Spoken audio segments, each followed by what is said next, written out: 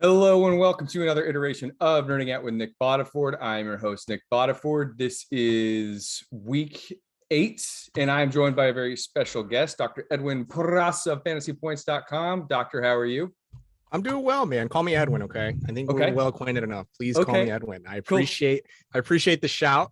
But I like to joke with my friends, like if you call me doctor, I'll punch you in the face. So that's your warning, okay? That's your warning. That's what it is. I'm kidding. It sounds good. Sounds good. So if anybody who is not following, we will give you, Edwin, a chance to kind of shout out all your work at the end here, but like highly recommend it. It is fantastic.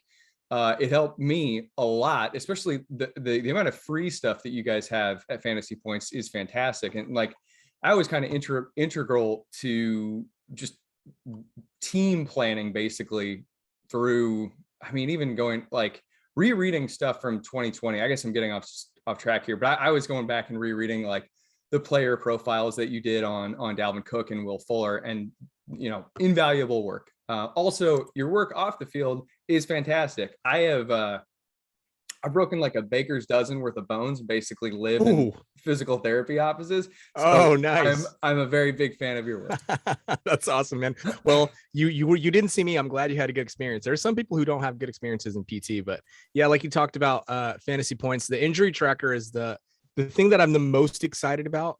It helps me sort of fill in the blanks between Sunday and Thursday and Sunday and Sunday. So if you go to fantasypoints.com, go to the research and news tab down to the injury insights. It's totally free. I update blurbs of players right now. So like I recently updated Miles Sanders, Antonio Brown. We'll get to some of the dudes that we talked about, but yeah, go there, fantasypoints.com, and then my Twitter handle at FBInjuryDoc, and of course the Injury Prone Fantasy Football Podcast. So I appreciate you having me on, man. It's been a long time coming.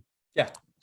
All right, so we're going to get started with our 5 guys segment. We are going to kick things off with the 2 must starts, and then just 4 guys that each one of us want to talk about. So, Edwin, can you give me your first guy? Yeah. So must starts, right? That's what we said. Okay, here we go. Jerry Jeudy. I know everybody's going to freak out. I think there might be some misinterpretation, wires crossing because of the signals I've been putting out, which I understand. So let me explain.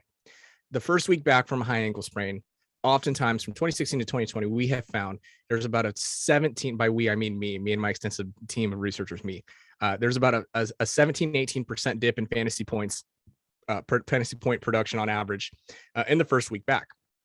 That could be for a lot of different reasons. The most obvious being they're just working back into the offense. Some of that could be because they're still coming out, the lingering effects of the ankle. I don't necessarily anticipate that's the case for Jerry Jeudy.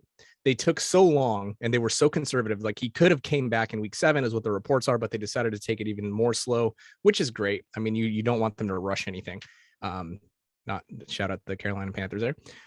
So you don't want to rush anything. I think that, I'm not a fantasy guy per se. I'm an injury guy, but I feel totally comfortable plugging in Jerry Jeudy as my wide receiver 3, even like my wide receiver 2. He's got plenty of upside.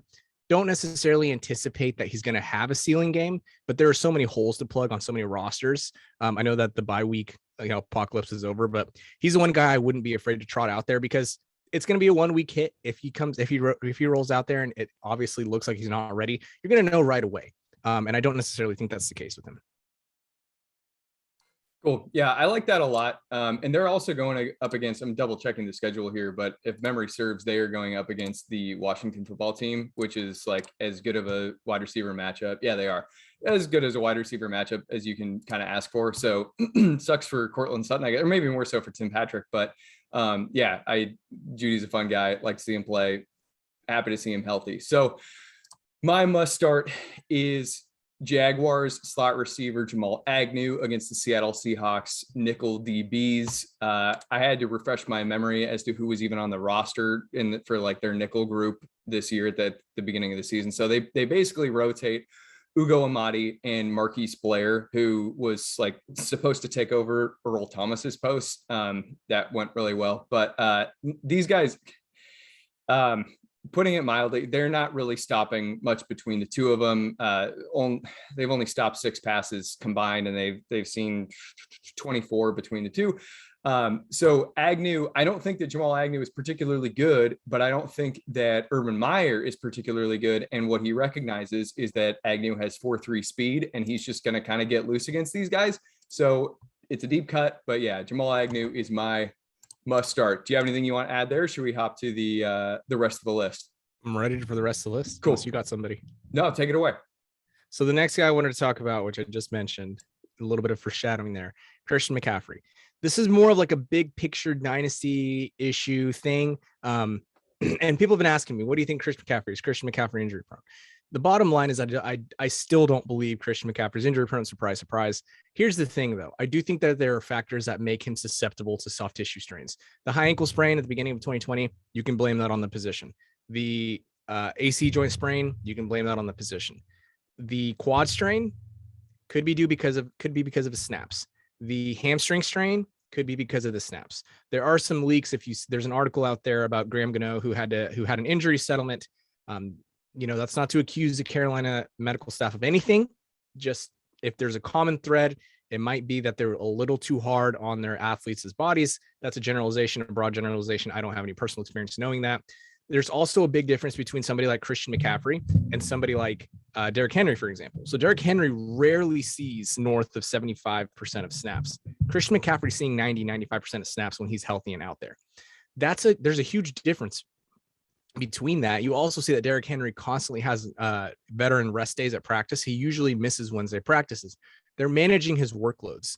They're not putting him out there for worthless passing downs. They're not putting him out there for, obvious passing plays.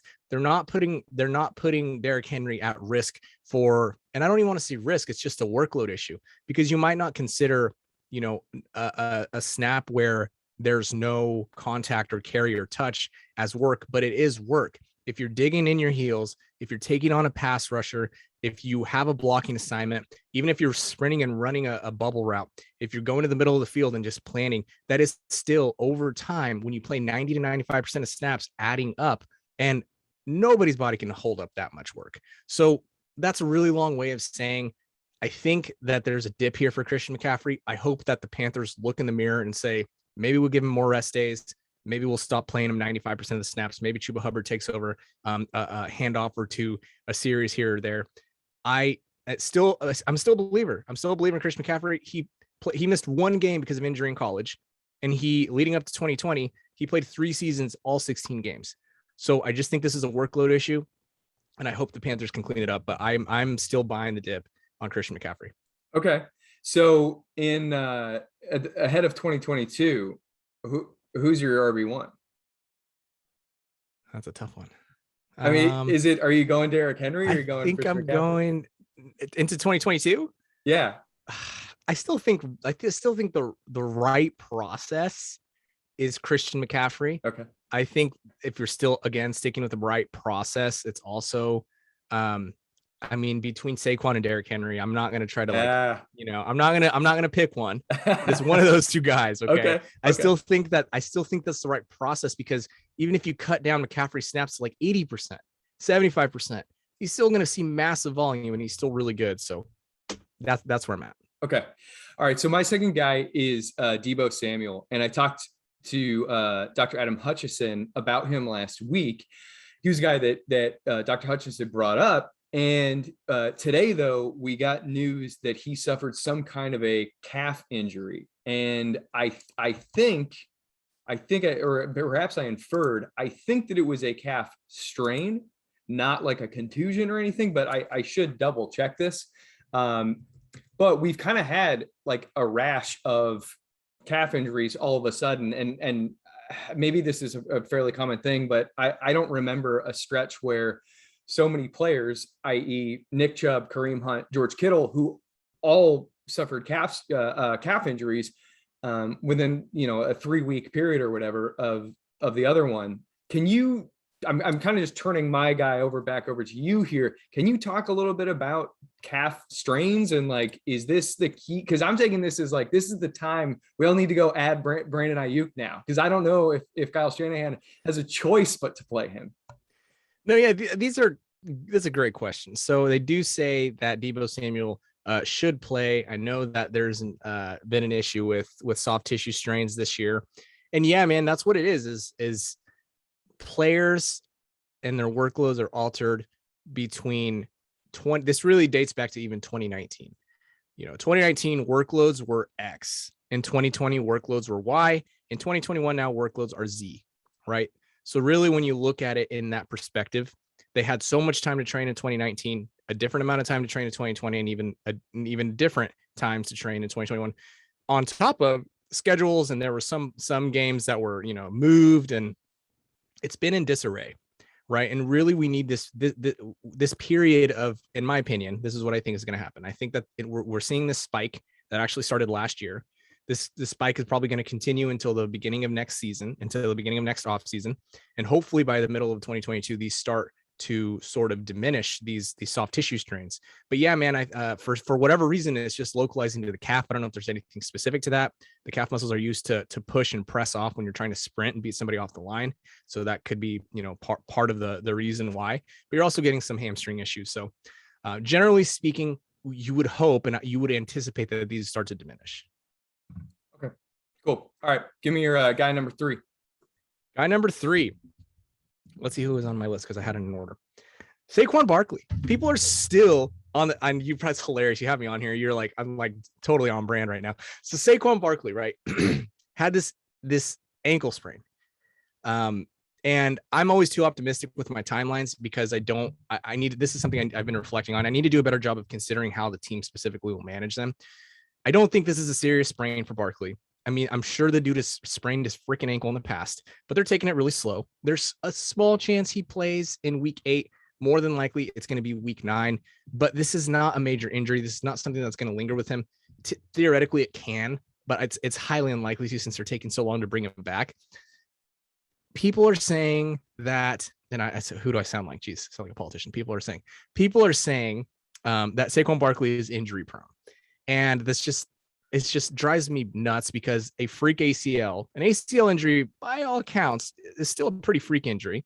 And an ankle sprain do not constitute somebody who can't stay on the field, especially when the ankle sprain was when it was like a dead play or something was going on. Like he just stepped on a defender's foot or the defender like slid his foot under him.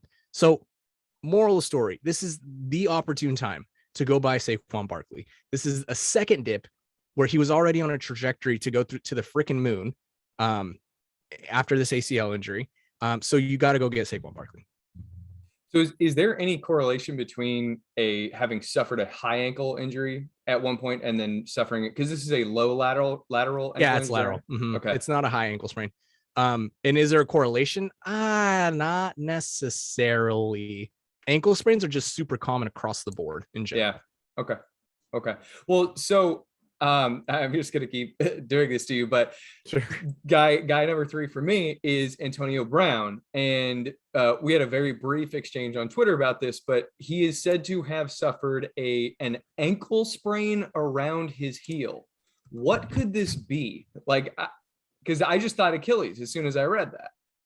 Well, yeah. And if you think about it from a perspective of like, where's the source? You have to back it up all the way up to who's the source. The source is Bruce Arians, right?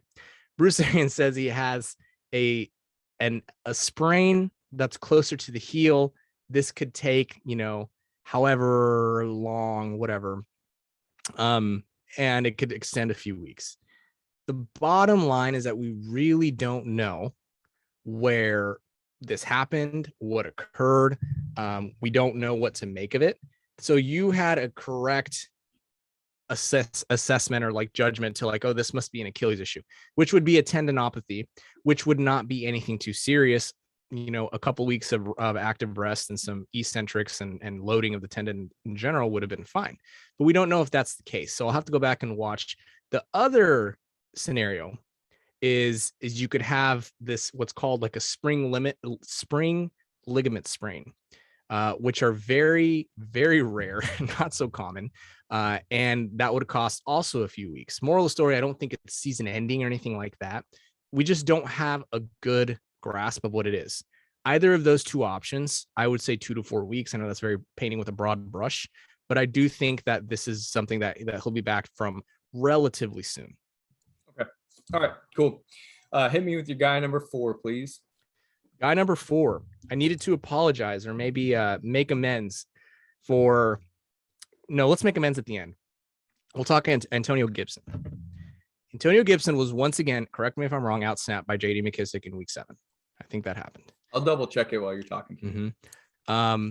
He's got this stress fracture and or shin splints and or was cleated. We don't even really know at this point.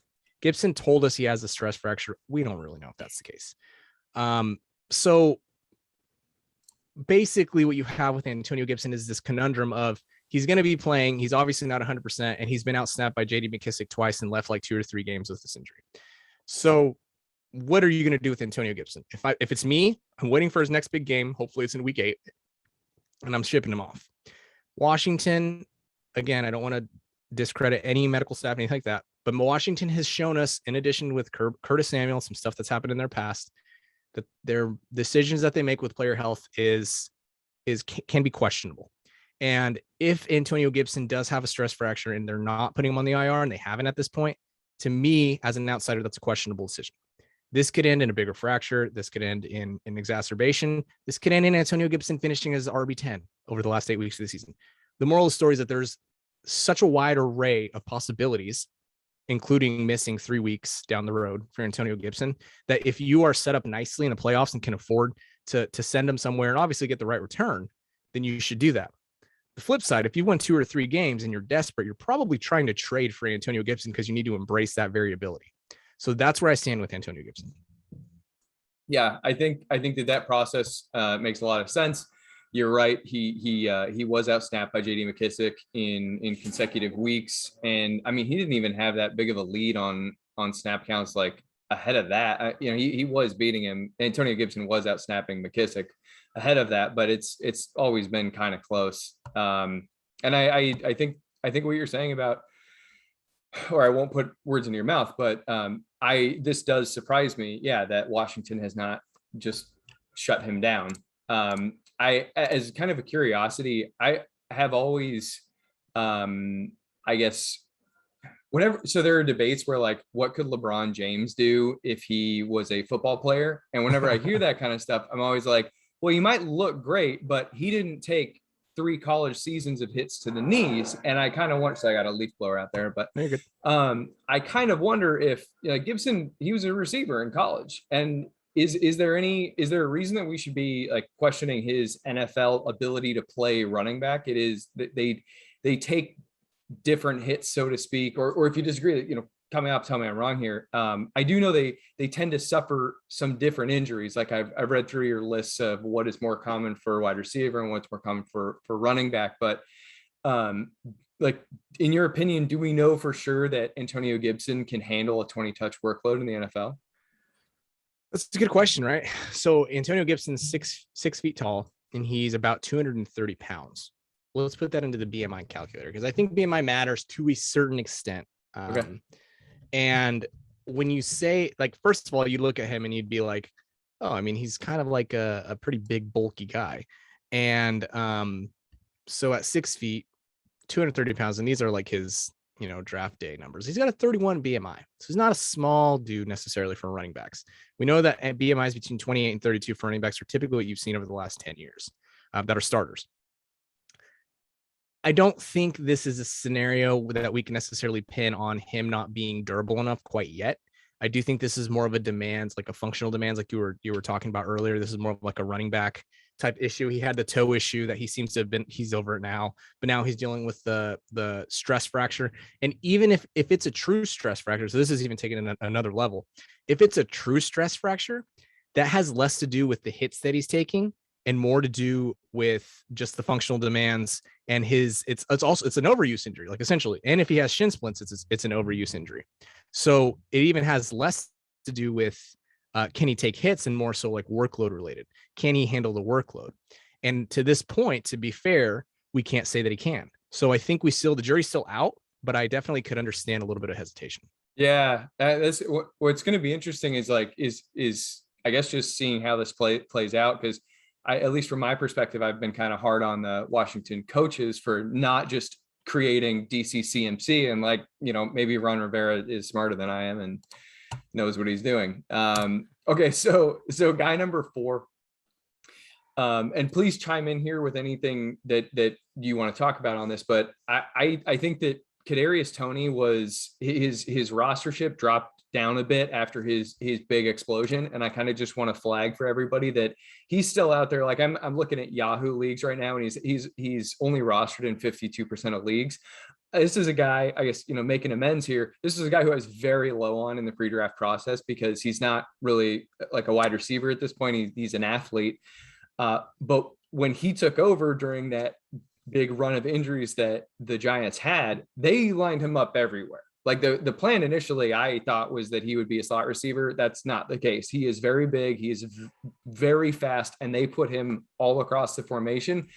Unfortunately, the Giants are still dealing with a bunch of injuries. Kenny Galladay's knee is still not great. Like the hyperextension thing, and if memory serves, that's what if memory serves, that's what Devonte Freeman suffered a few years ago. And it, like, when you hyperextend the knee, the ligaments kind of like they don't snap, but they're like a rubber band that gets stretched too far. Is that correct? Yeah. And so when you have the hyperextensions, it's basically what you got with Zach Wilson.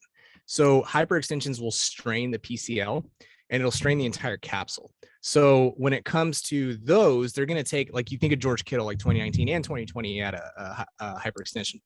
You think of 2 to 4 weeks for that to come back. For Kadarius Toney specifically, he had an inversion sprain, like a normal low ankle sprain, and then he re-aggravated it by forced plantar flexion. So essentially his toes were pointed. That gets a little trickier to, once you're in the realm of re-injuries, it's really all over the board because it depends how conservative the team wants to be. And it depends how severe their exacerbation was. Tony's probably going to be pushing forward to play, but the Giants have shown that they're really conservative. So I think that Galladay has a chance to go while Toney might still be another week or two out. If Galladay comes back, I don't necessarily anticipate him being, at risk for a setback or anything like that. Okay. That's good to know. All right, cool. So maybe Toney can't take over the X like I was kind of thinking he might have a chance to do, but there are a lot of injuries there. There were a couple hamstrings, Sterling Shepard, Darius Slayton. Anyway, point with guy number 4 for me was just kind of flagging Toney as a guy who was a beast. He might still be out another week, as you just said, and his rostership is quite low. All right, guy number 5, bring it home for me. All right, I don't even want to say apologize because I don't think I necessarily need to apologize. But during the pre-draft process, I was too low on DeAndre Swift. And when I say too low, specifically, I think that I thought his ADP was fine. Like when he was going in the 3rd, sometimes the 4th, I was like, that's fine.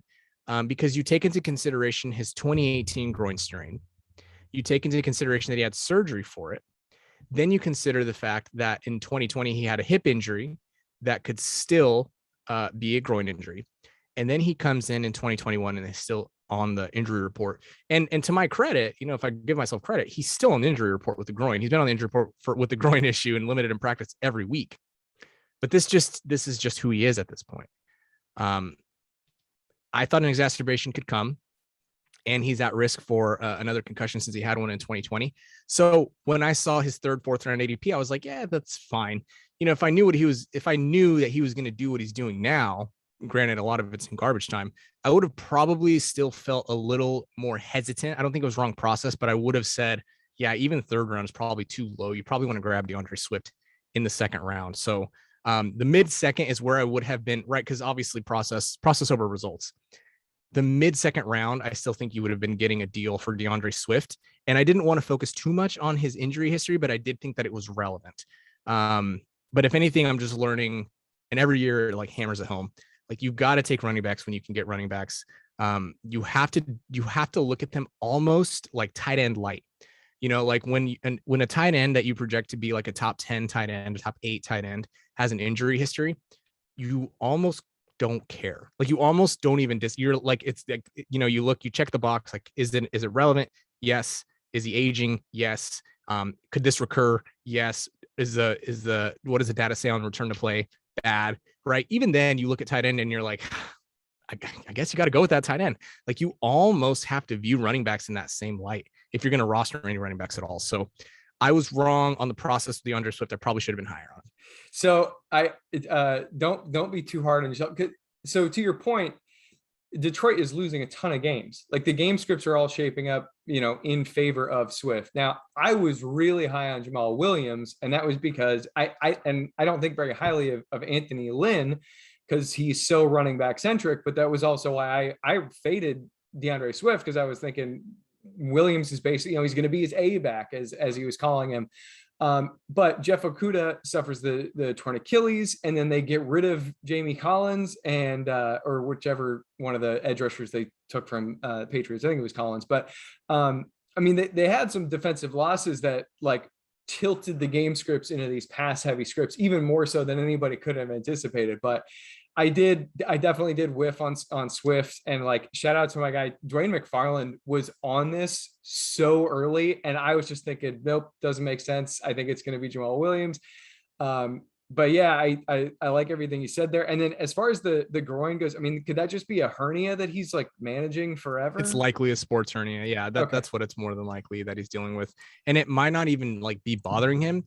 It might just be their excuse to like DeAndre Hopkins, the whole practice report. Like he just doesn't want to practice, or he won't practice, or they don't want him to practice, whatever the case may be. So they're just like, did you have groin surgery last year or in 2018? Yeah, I just put groin on there. I don't know. Okay. Like that happens. So, and the more that I talk to people who are associated with NFL teams, I'm not going to say like I have insider sources necessarily, but there are people who are associated with the team, and it would blow your mind to know how much of the stuff is legit and how much of it is just not. It's just not legit. Like the player just didn't want to practice that day, or I have a hamstring strain, wink wink, or that kind of stuff. And when I ask PTs, and I won't call anybody out, I ask a PT who is with an NFL team, give me a little bit more insight on how you talk about that.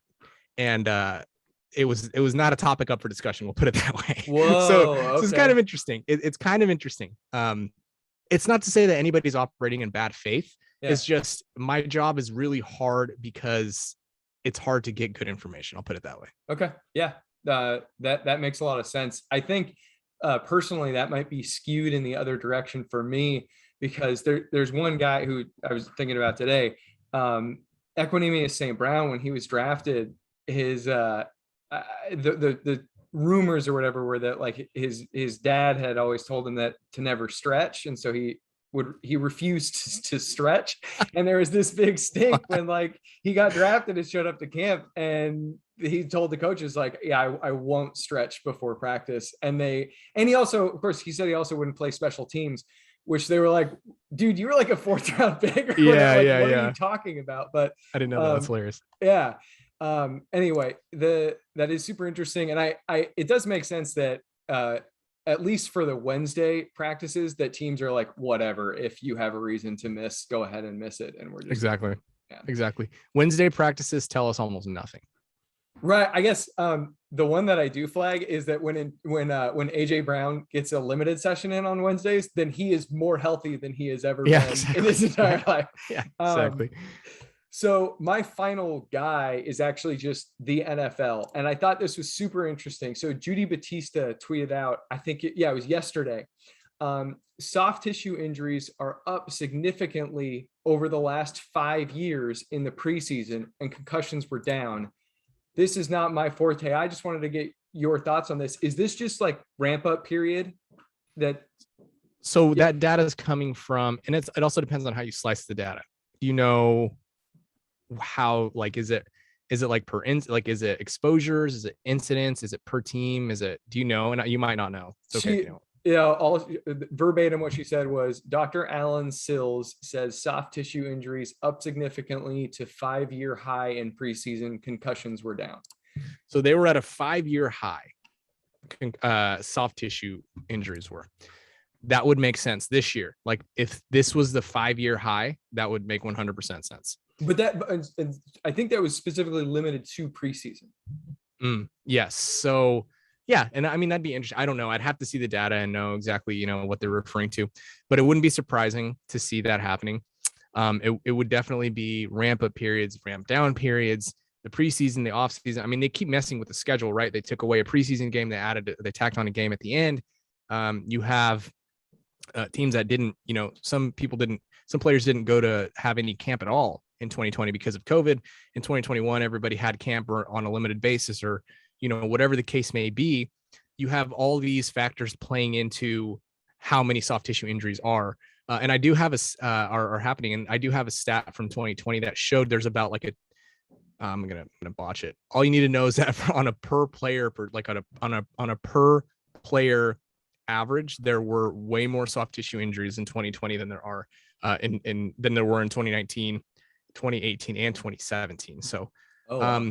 It's interesting, and it's like, for fantasy purposes, like, how does, what's the functional takeaway? Just insulate yourself, right? You got to insulate yourself with receivers, insulate yourself with other teams, other players as handcuffs, insulate yourself with like deep prospects that you might think have a chance to break out. Like, I think now more than ever, deep plays aren't really necessarily deep plays, especially in this period, this drought that we're currently in. Yeah. Okay. I mean, think about week 7. And week 7, I started, God, who's the worst person I started? I mean, Russell Gage isn't terrible, but I got lucky. Like, he got a touchdown. Like, I was starting some pretty gross lineups in week 7. Yeah. And I would have loved some deeper sleepers in week 7. Well, I think, the darling of the show that week was Dearness Johnson, who, to his credit, he looks great out there, but like, there's a reason he's number 3 on the depth chart. I probably put too much stock into combine numbers, but like, some of his drills, he was testing like an offensive lineman, and like, good for him. But the dude he's the way he wins is mental. It's his vision. It's not that he's like fast or agile or anything like that. I think he's going to probably fade back into irrelevance with Nick Chubb returning, but yeah, we're already getting pretty deep into depth charts. Anyway, this was an absolute blast. Thank you so much for giving me your time. I think we probably went like 10 or 15 minutes past when I said, I hope that wasn't too painful for you. Yeah, cool. No, you're good. All right. It was a good time. Thank you so much, Edwin. I will catch you on Twitter. Thanks, man. See ya. All right. Switching over to the Sunday, full Sunday slate, 10 a.m. PST to Sunday Night Football. Got a wild Thursday night football game on over here by my side. I'll try not to have too many audible reactions to the on-screen insanity that's unfolding before me. But let's get this thing going. Cincinnati Bengals at New York Jets, over under currently placed at 43 points. Pretty simple one here. Joe Burrow and the Bengals are humming. They're not really increasing their first half early down passing rate all that much. I think they're just playing a little bit faster, and they're running more plays overall, sort of like Shane Waldron was supposed to do for the Seattle Seahawks, actually. But Burrow's obviously been on an absolute tear, and the New York Jets pass defense is not one that is going to slow their roll. So Burrow, you can count on him this week as a quarterback 1. I know that volume was an issue for him a while back, but at this point, it's really not a concern. Jamar Chase, he is also a weekly wide receiver 1. His 43.87% team air yards share is 3rd highest in the NFL. It is kind of wild because he's mostly operating as the Z receiver rather than as like the full on X. That's Higgins. But Chase is the team's number 1 wide receiver. Of note, the Jets are allowing 12% of opposing passing plays to go for explosive pass plays. That's per sharpfootballstats.com. Explosive pass plays, believe are defined as 20+ yard gains or more. That 12% rate is 4th highest in the league. Chase, of course, averaging 15.2 average intended air yards per target. That's 7th highest in the league. So it's a match made in heaven there. As far as T. Higgins and Tyler Boyd go, Higgins' usage last week was really interesting. The matchup called for a lot of targets to Boyd and CJ Uzomah. That one hit, but the Boyd one didn't really. The Bengals had fired, I think, 7 targets Higgins' way by the end of the first quarter, and he finished with a team high like 14 or 15. That tells you that no matter what the matchup is that the Bengals have, they want to get Higgins involved. So I think that he's a safe high-end wide receiver 3 this week. Boyd is sort of a wide receiver 4/5. CJ Uzomah is basically a matchup-based play. You can't trust him in tough matchups, but the Jets are missing strong safety LaMarcus Joyner. He's been on injured reserve for a little while, and they are allowing 13.3 half-point PPR points per game to opposing tight ends. It's 8th most in the league. So CJ Uzoma once again on the tight end one streaming radar. Running backs Joe Mixon and Samaje Perine. So if you just look at the box score, you'll see that Perine had a good outing last week, but I think it was, so we had 12 total touches. Yeah. And 8 of them came in the fourth quarter when the game was well out of hand against Baltimore. They blew them out like, 50-10 or something of that margin, 40-10 maybe. Point is, Perine really was operating in a backup capacity. Joe Mixon was the all-out lead back here. Both of them are getting passing game usage, and Chris Evans is nursing an injury, so I don't expect him to be a factor this week. Something of note, the New York Jets are allowing a league high 8.7 running back receptions per game. That's great for both Mixon and Perine. I have, and this could be another like similar blowout game script here. So I've got Mixon as a high-end running back 2 and Perine as a locked-in running back 3. New York Jets side of things, Mike White is going to start the game, or he's going to get his first start. I think Joe Flacco will take over next week, but for now we get Mike White. After he took over for an injured Zach Wilson, 20 of his 32 passes went either to Corey Davis, Michael Carter, or Ty Johnson. So the X receiver or the 2 running backs. He's either going to the number 1 or he's checking down. That's smart, good for him, but he's a low-end quarterback too. It's going to be a tough outing for him. Corey Davis. So I think there's no one on the Bengals secondary that can really slow him down, but Mike White is a real bad quarterback and they might not throw a ton. They might try to just control the clock or try to, keep it within range. Via the run game, point is Corey Davis probably going to get like 7 targets. I think he might be able to return wide receiver 3 value for you, but it's not going to be, it's probably not going to be a boom week. As far as the rest of the wide receivers go, James Crowder, Keelan Cole, Elijah Moore. We talked last week about Elijah Moore, the coaching staff knowing that Elijah Moore is not getting the slot snaps that he needs. They didn't really give it to him again this week, but they did give him a handoff, which he ran in from like 5 yards out. You're not going to bank on that every week. I'm not starting any of those guys. This week, Ryan Griffin, not a fantasy factor. Michael Carter and Ty Johnson have completely separated from Tevin Coleman at this point. Coleman is dealing with a hamstring injury, but it doesn't matter. Carter is the unquestioned lead back, and Ty Johnson is in there in a rotational capacity. Looking at their usage from last week, so they had a combined 32 touches. Carter and Johnson, that is. Only 7 of them came before Zach Wilson's injury. So basically, once he was out, they turned the keys over to Carter and Ty Johnson. Like their own defense, they are the Bengals. This matchup features the 2 defenses that are allowing the 2 highest running back reception totals per game.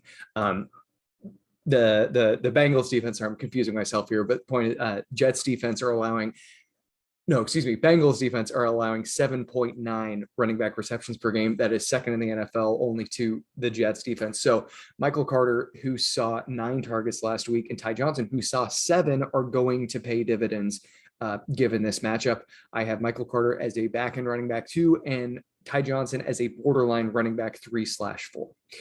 Tennessee Titans at Indianapolis Colts. Over-under is currently set at 50.5. Indianapolis's defense is getting a lot healthier, but Tannehill is there. This is a high total game. Tannehill is going to play well. I've got him as a mid to high quarterback 2. AJ Brown fully hitting his stride. We're not worried about the hamstring or the food poisoning at all anymore. He is the number 3 wide receiver in half-point PPR scoring over the last 2 weeks. I think that we can continue to expect mid to high wide receiver production out of him in this matchup. Julio Jones, Josh Reynolds, and Marcus Johnson. So Julio kind of kept his role, but he's getting subbed in and out while he has the nagging hamstring injury. Nick Westbrook-Akeen was evidently lost his starting slot receiver job, or Chester Rogers was the starting slot receiver. Then he suffered a groin injury. Nick Westbrook-Akeen kicked inside, but last week, Josh Reynolds was the one who actually ended up hogging the slot receiver snap share. So he is the full-time guy there now. Marcus Johnson is the primary backup for Julio Jones. He's going to see the field, but it's going to be a really volatile production. I've got Julio as a volatile wide receiver 3. Reynolds is a top 48, so top back end wide receiver 4, and Marcus Johnson a wide receiver 6. Anthony Firkser, Michael Pruitt. Firkser's the number one passing game tight end here, but Pruitt is having red zone or scoring position look schemed up for him, so you can't start either of those two guys. Derrick Henry didn't have any rushing or receiving touchdown last week, but he did have a passing touchdown. So if we include his passing attempt, he had 32 touches last week. He's the number one running back in fantasy from here on out. I don't care if Christian McCaffrey is healthy. Darrington Evans did come back last week and completely supplanted Jeremy McNichols as the primary backup running back. He is the one to roster as a bench stash. Los Angeles Rams at Houston Texans. Over under here is set at 47.5 points. Matthew Stafford should shred the Rams defense. I've got him as a mid to low quarterback one, only limited by his lack of rushing upside.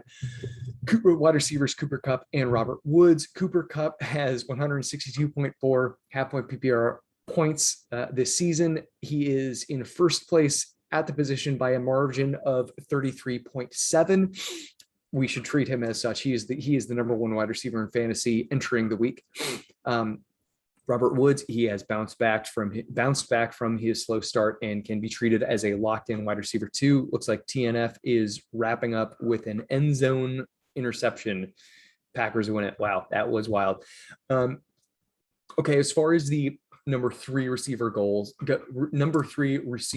role goes in Los Angeles, Van Jefferson Jr. has basically so Deshaun Jackson has started to have his snap share scaled back a lot, and I think he ran like single digit snaps last week. So Jefferson is the one to bet on if you're going to bet on anybody here. It's the matchup to do it, meaning bad defense. It's not going to be a back and forth offensive exchange though, so like opportunity will be there in terms of who he's lining up across from. Van Jefferson that is, but he's not going to have a high volume of attempts. So high-end wide receiver 4, good shot at a long touchdown, but it's not as if they're playing the Chiefs kind of a thing.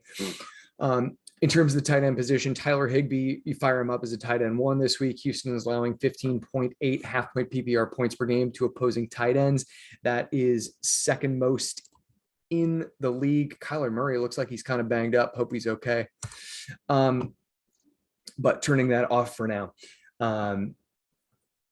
As for the backfield, Darrell Henderson Jr. and Sony Michel. So Darrell Henderson should have answered questions as to his durability. I know he had the rib thing earlier this season, but he's playing through it right now, and he's okay. He's a weekly 20 touch running back in what should be a run heavy second half game script, if not also in the first half. Texans run defense right now in terms of run defense, RDNEFF efficiency, ranks 31st in the NFL with a score of 35.5%. They are currently allowing 24.7 half-point PPR points per game to opposing running backs. That is 7th most in the NFL. Darrell Henderson, mid-tier running back 1. Sony Michel, running back 4. You could consider him in DFS if you think that he's going to get garbage time work, but that's a risky proposition. On the Houston Texans side of things, Tyrod Taylor is expected to return this week. I don't like him very much from a passing perspective. This is a really difficult team to throw the ball on, but it is worth keeping in mind in his first 2 starts, or in the first 2 games of the season when he was starting, he carried the ball once in week 1, 4 times for 40 yards, and in week 2, once for 15 yards and a touchdown. I've got him as like basically a mid-tier quarterback too, but the floor is a trapdoor. Brandon Cooks has 64 targets on the season during Tyrod Taylor's 2 starts. Earlier this year, Brandon Cooks received 21 of those 64 targets. So obviously Taylor looks Cooks' way. I think we can put Cooks back into the wide receiver 2 rankings, if a low-end wide receiver 2 based on volume alone. In terms of the remaining wide receivers, Nico Collins, Chris Moore, and Danny Amendola, the only one who has talent and promise is Nico Collins. Now, that said, he's just a low-end wide receiver 5 this week because it's a really tough matchup. He's a young guy, and Tyrod Taylor's not very good.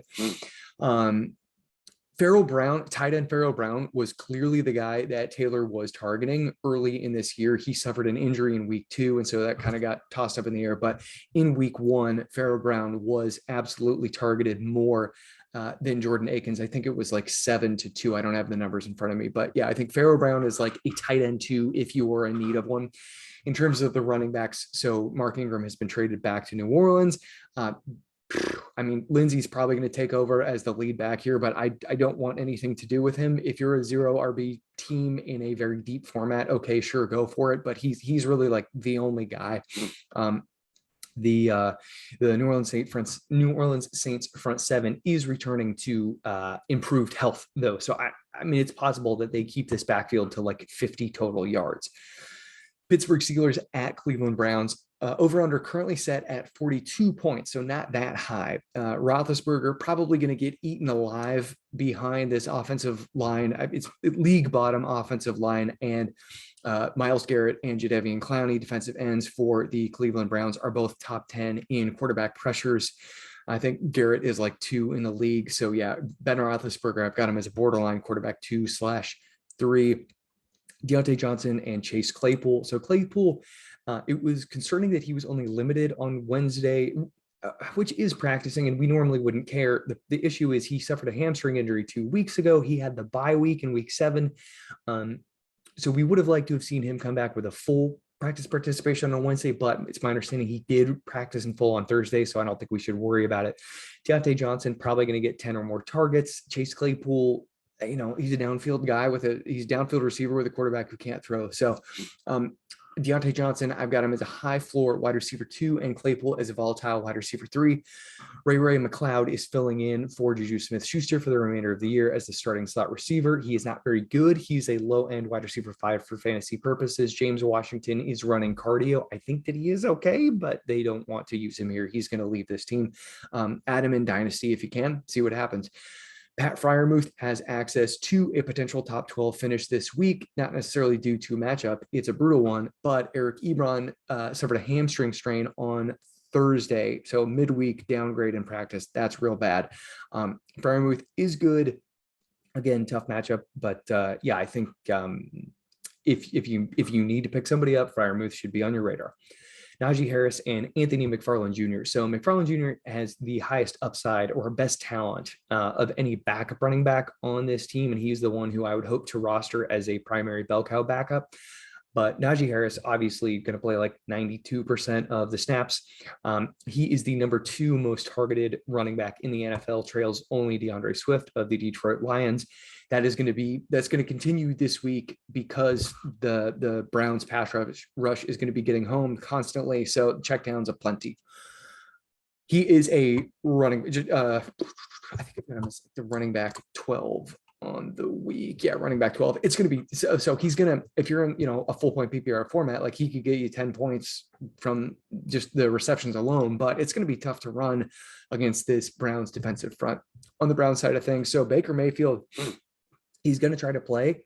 He has a really messed up non-throwing shoulder. There's a fracture. There is a labral tear. It's brutal. I don't think he should be playing because he could suffer like lifelong injury here, but he's going to try to. So I've got him ranked as an extremely volatile quarterback 2. If he takes one hit, he's out of the game. Otto Beckham Jr.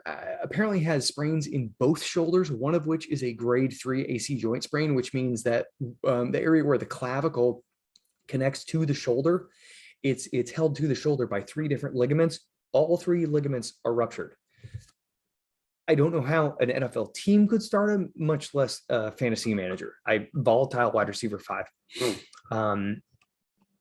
Jarvis Landry is the number 1 wide receiver here. I think that he's a high floor wide receiver 3 play. He suffered a knee injury last week. It was a sprain. It was not related to the MCL sprain that landed him on injured reserve for a few weeks earlier this season. So don't sweat that. And the Steelers have been unable to replace the free agency departed slot cornerback Mike Hilton, who left after last season. So yeah, Landry should tear it up here.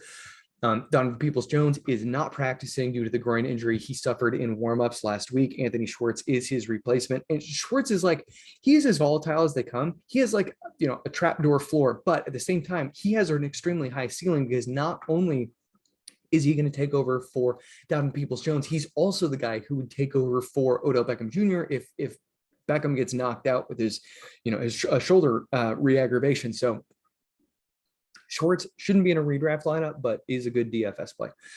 As far as the tight ends go, they're all just back to like a hodgepodge. Ignore them. what to make of the running back situation. All of the data will be broken down very clearly in here, but the points to hit on are Nick Chubb is returning from his calf injury. Dearness Johnson is likely to be relegated to the bench.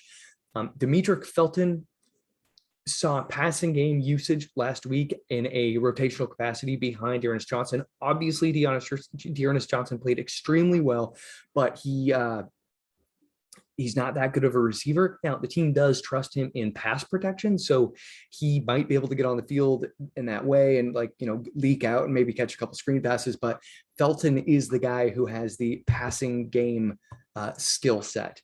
So, if there's a non-Nick Chubb running back that I'm going to start, it's going to be Demetric Felton as like a borderline running back 4 probably. But he's the guy whose skill set fits better with Nick Chubb at the helm. Now, in terms of Nick Chubb, I've got him ranked as a running back 2 on the week. This is the kind of thing we've always talked about. Most people talk about if Nick Chubb misses, then what is Kareem Hunt? Well, what we're going to talk about is what happens if Kareem Hunt misses and what does Nick Chubb become? So different coaching staff, but I think that the data is still relevant here. When Kareem Hunt joined the team, we talked about this, I think, on Monday. When Kareem Hunt joined the team, he was on suspension for the first 8 games of the season. During that span, this is 2019, Nick Chubb averaged 4 targets, 3.12 receptions, and 20 receiving yards per game.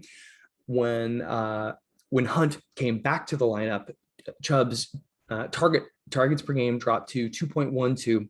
His reception dropped to 1.37, and his receiving yards dropped to 14.62.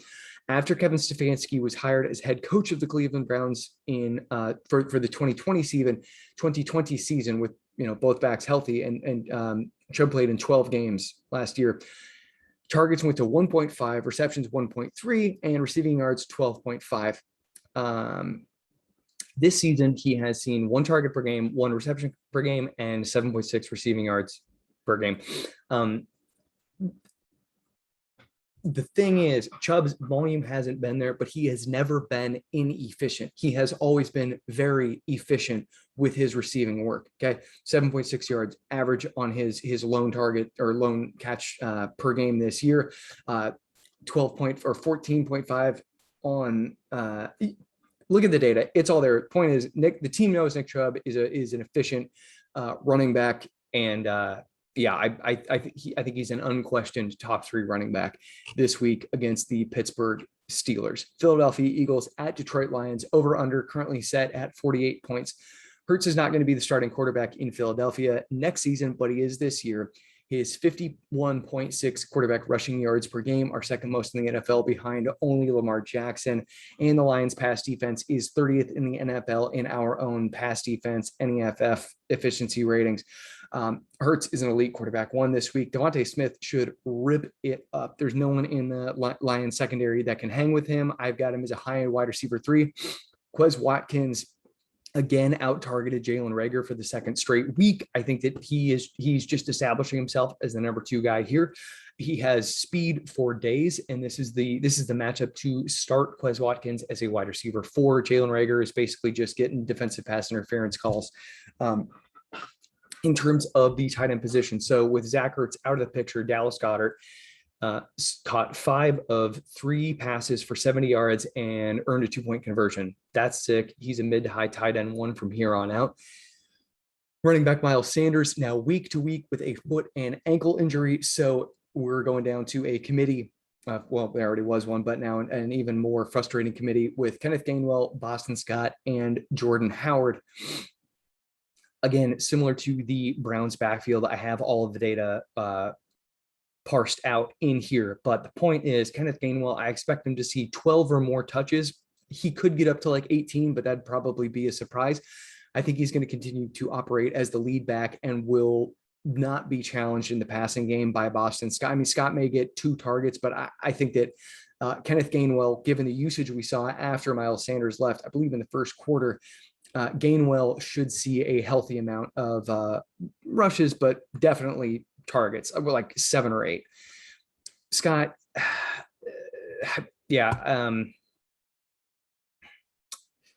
The issue with starting Boston Scott this week is that Jordan Howard might get activated off of the practice squad. If he does, Scott's biggest thing was that he led the team in scoring position usage when Miles Sanders left last week. So if Jordan Howard is activated, then Scott's upside is like totally nuked. So right now I have Kenneth Gainwell as a back and running back 2. Scott and Howard are nebulous running back 4s. If Jordan Howard is inactive, then I think we can slide Scott into the top 36 at the position.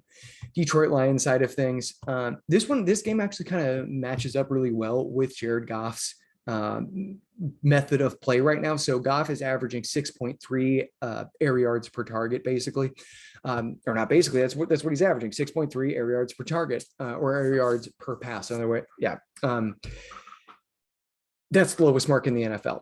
So typically that's bad, but in this matchup, Philadelphia's defense is currently allowing top 10 numbers in running back receptions and running back receiving yards, 7 receptions per game, 49.7 running back receiving yards per game. Goff's going to be thrown to DeAndre Swift all day. I think that they can work some magic and get Goff into a reasonable high-end quarterback to kind of finish. As far as the wide receiver position goes here, Khalif Raymond, Geronimo Allison, Kadero Hodge, Amon-Ra St. Brown. So Khalif Raymond is going to have to see some coverage, at least from Darius Slay. It's really getting him to a wide receiver 4 or 5. Amon-Ra St. Brown was doing great until Jalen Ramsey, who is playing a bunch in the slot in nickel packages this season for Los Angeles. So Amon-Ra St. Brown went from like a couple double-digit target outings and one 7 or 8 target outing to 0 targets last week because he was blanketed by Jalen Ramsey.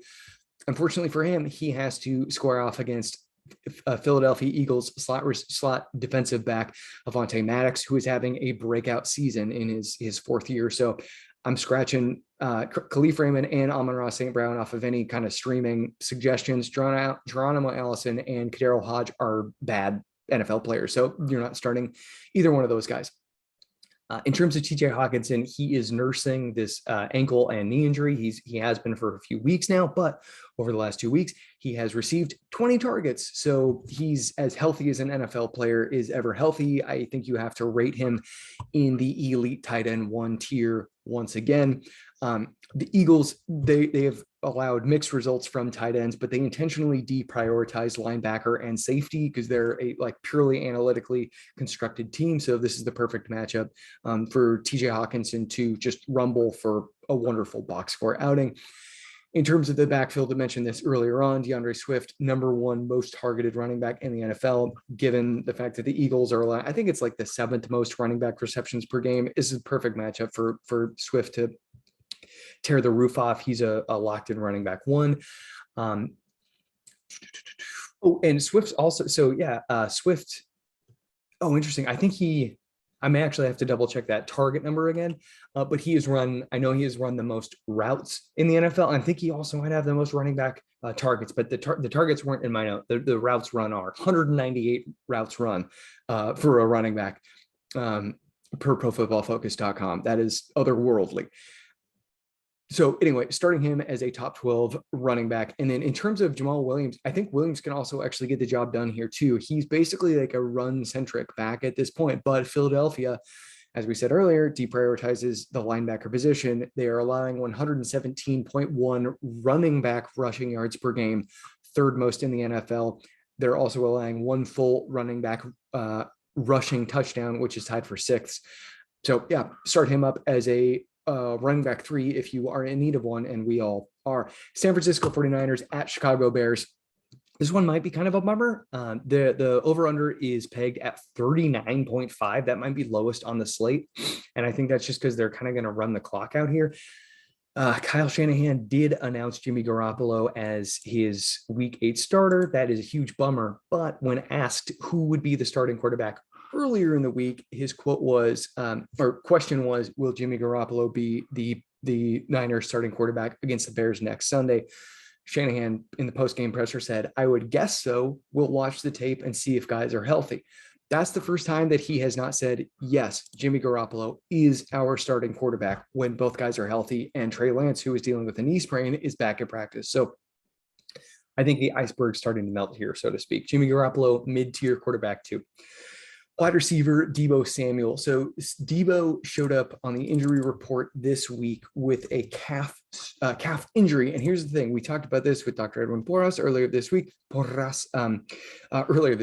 Yesterday, but for you guys, going to be the same time.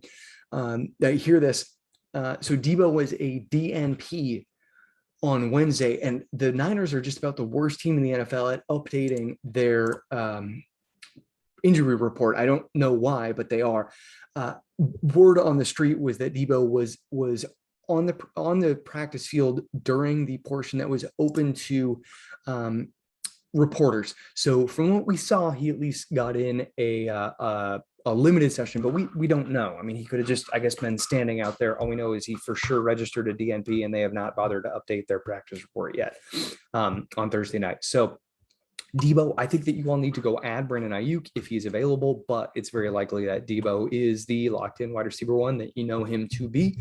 And Brandon Ayuk probably does not end up as anything this week, but if Debo misses time, Ayuk, I think you'd have to start him as a wide receiver 3. And I know people might protest that, but like, they're not going to elevate Mohamed Sanu, Trent Sherfield over this guy.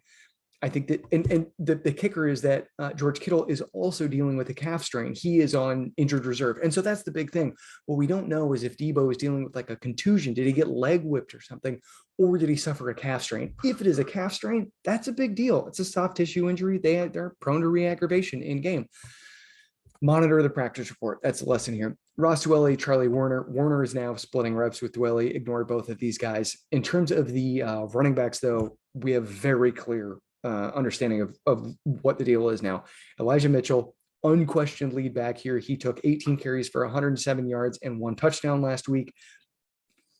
JaMycal Hasty is he's the passing game back. He's the number 2 running back on the team, period. End of story. Trey Sermon did not record a single snap, but even bigger deal. So Hasty flopped in the box score. He had 3 catches for 15 yards, but he had 6 targets. Mitchell didn't have any. Also, Kyle Juszczyk did not have any targets. He also didn't have any rushes.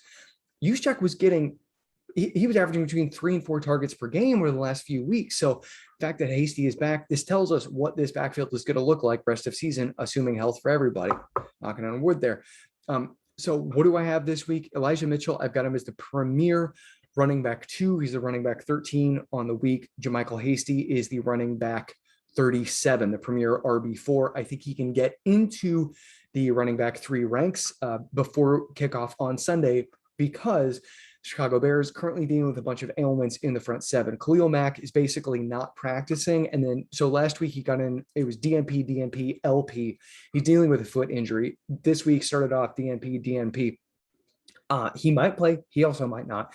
Akeem Hicks looks like he might make his return. He's dealing with a groin injury, though. Those are super rough. He's going to be playing at less than 100%. Robert Quinn was on the COVID-19 reserve list last week. He still has not been cleared. So I don't know if he's unvaccinated or if he's symptomatic, but dude's having a tough time. Apparently, we don't know if he'll play, but it is possible that the Bears roll into this missing 3 impact starters. They're 3 best players, sans Roquan Smith, I guess, from their front 7. So I like the matchup here for the Niners backs a lot.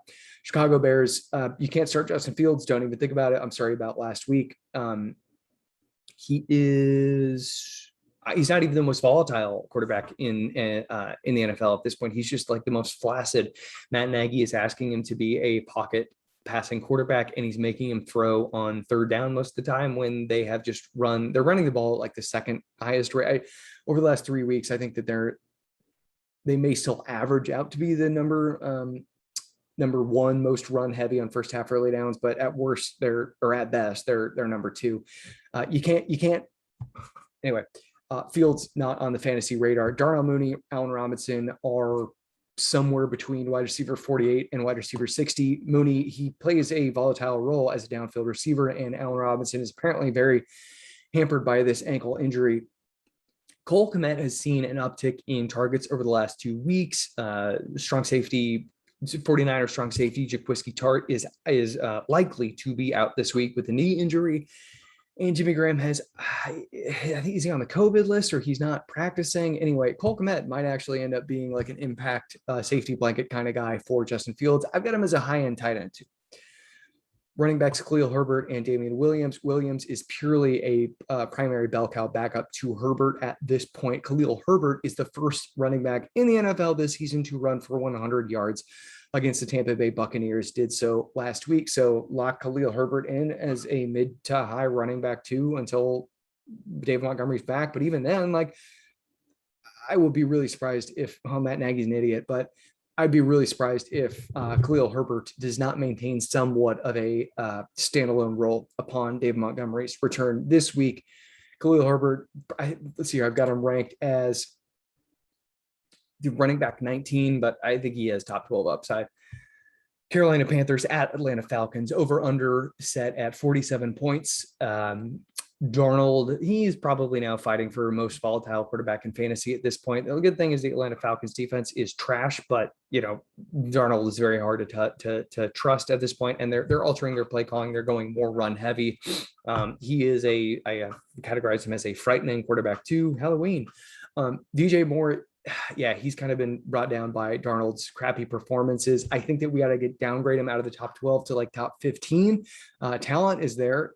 If we get the workload back there, then, he could go back into the wide receiver 1 ranks. But at this point, I go and say that, and I think about the Falcons, who have perhaps the worst secondary group in the NFL. I mean, maybe they're not as bad as the Bucs, who have 4 starters injured, but DJ Moore, yeah, I think you got to conservatively rank him as a high-end wide receiver 2, but he is like wide receiver 3 overall upside.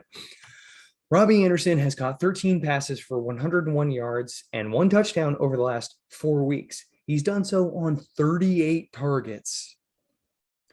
We're talking, what is that, 9.5 targets per game? That's elite. That is, I think, 7th in the NFL. He's a buy low, but if you've been trying to start him, I get it. If you can't keep him in there, but like the workload is there and he's playing the Falcons. You got to rank him as a wide receiver 3, maybe wide receiver 4. Okay. In terms of who will be manning the slot this week for Carolina. So Terrace Marshall is still not practicing due to a concussion. That's really bad. He didn't practice all last week.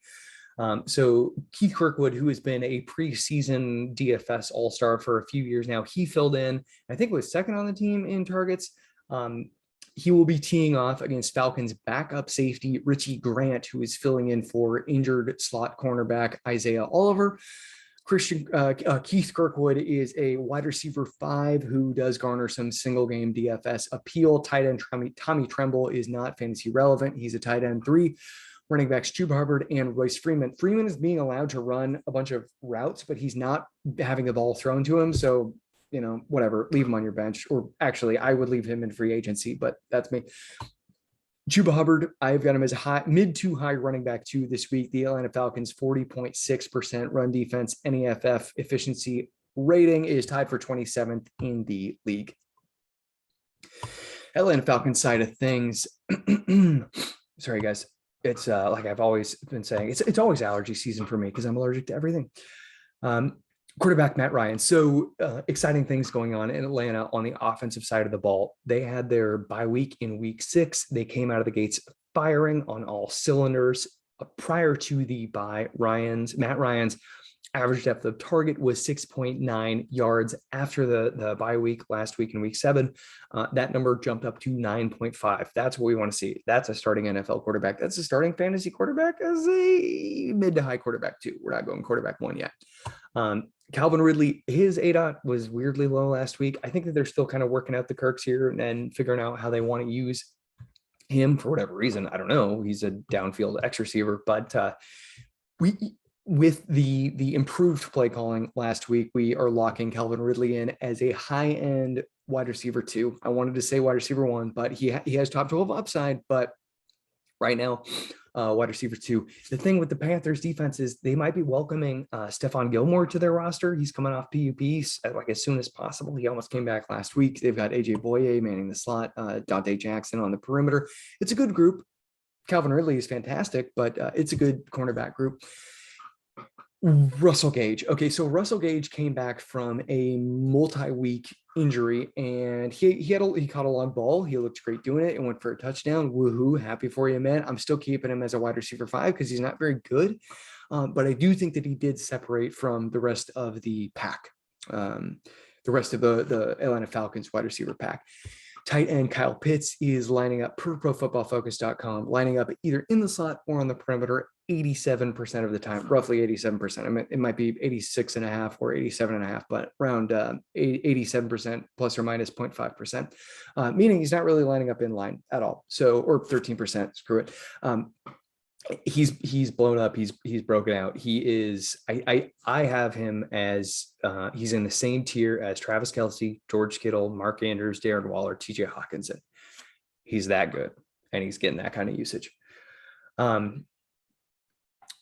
Okay, this one was a tough pill to swallow, but Arthur Smith came out of the bye and basically anointed Cordero Patterson the lead running back in Atlanta. Mike Davis, I think, got 4 carries last week. He was active in pass protection, but he is now, Mike Davis is now the change of pace back, and he didn't get anything in the passing game. Cordell Patterson is their running back 1 there. He is a locked in running back 2 for redraft fantasy purposes. Put him in the lineup, throw away the key.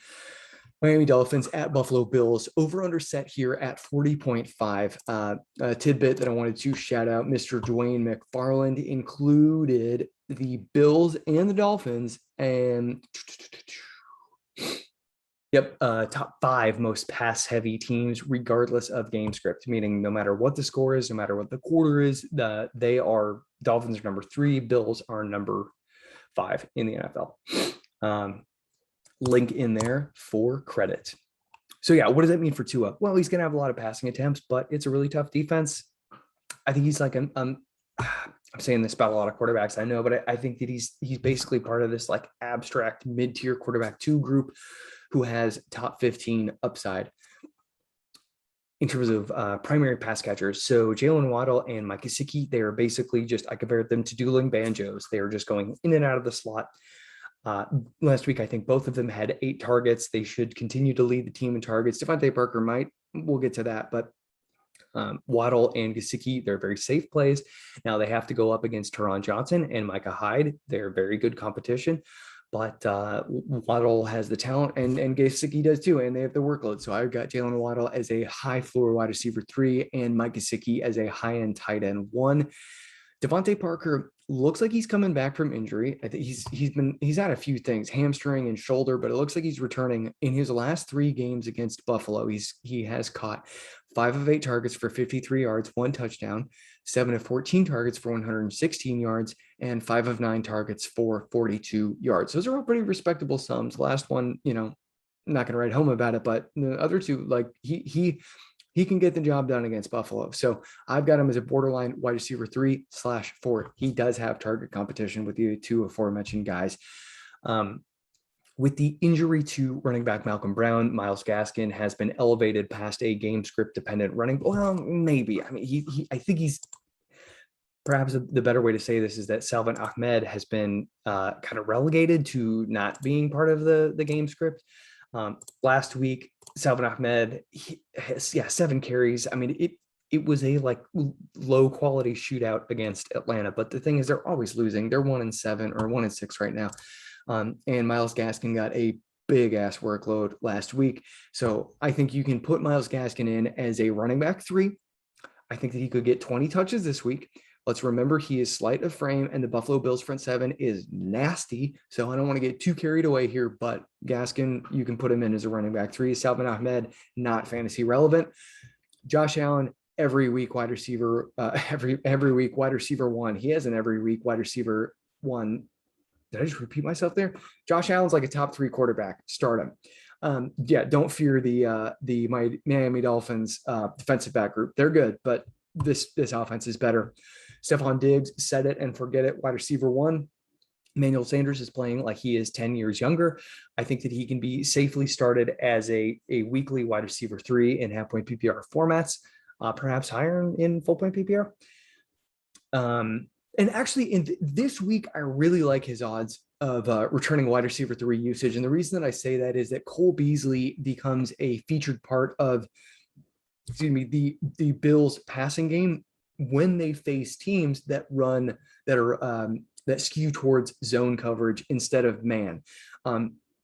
The Dolphins are close to 50-50, but they're not 50-50. They are man coverage heavy. So I don't think that Brian Dable and Sean McDermott are going to go into this week as I don't think they're going to go to it and say, we got to get Cole lined up here. They just go look at, I've got somewhere in my timeline.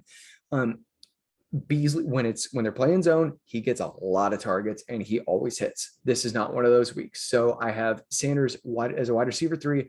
And I think that Beasley is probably like a 4-play wide receiver 4, but I don't think he has access to a ceiling this week. Gabe Davis is one of the rare bench stash wide receivers who does not do anything for you until one of these guys misses time, in which case he erupts. But until then, not happening. Tight end Tommy Sweeney. So Sweeney, he did see he was the second read on that on his touchdown that he scored 2 weeks ago when Dawson Knox injured his hand.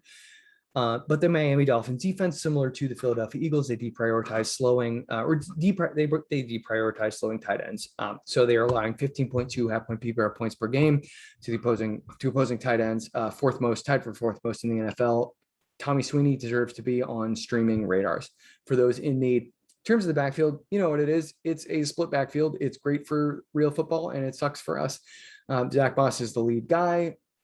I've got some data in here. You can go parse through it if you please, but basically Zach Moss, back end running back 3, Devin Singletary, running back 4. On to the Sunday afternoon slate. New England Patriots at Los Angeles Chargers, over under surprisingly at 49. I get it for the Chargers, but kind of surprised with the Patriots here. Mac Jones, he is a high floor quarterback too. Jacoby Myers, Kendrick Bourne, and Nelson Aguilar. So Jacoby Myers target margin, meaning how many targets he has over the rest of the New England Patriots squad.